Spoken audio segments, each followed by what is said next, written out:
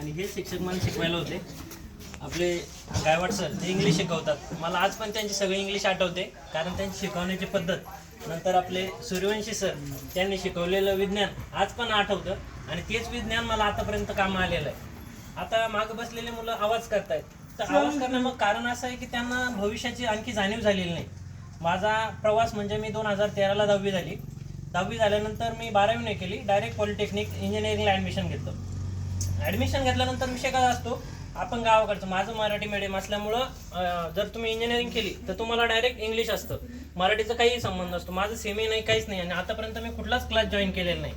तर मला शिकवणारे जे शिक्षक आहेत, नंतर आपले गणिताचे जे सर आहेत जाधव सर, त्यांचं गणित शिकवण्याची पद्धत तर ती म्हणजे तेव्हापासून जी सुरुवात झाली ते आतापर्यंत गणित, मला आतापर्यंत गणित होतं. म्हणजे 2013ला मी पॉलिटेक्निकला ॲडमिशन घेतलं. नंतर पॉलिटेक्निक हे 3 वर्षाचं असतं. ते झाल्यानंतर आपल्याला मग डिग्रीला ॲडमिशन घ्यावं लागतं. तर जेव्हा तुम्हाला पॉलिटेक्निकला ॲडमिशन घ्यायचं तर तेव्हा तुम्हाला 10वीच्या मार्कवरच डिपेंड असतं तुमचं ॲडमिशन होण्यासाठी. आणि त्यामध्ये जेव्हा तुमचं ॲप्लिकेशन रजिस्टर्ड होतं तेव्हा 3च विषय मेन असतात, सूर्यवंशी सरांचा, जाधव सरांचा आणि गायवाड सरांचा. बाकी तुम्हाला समाजशास्त्र हे आपले जे इतिहास वगैरे असतं याचा काही संबंध नसतो. त्यामुळं यांची झालेली मला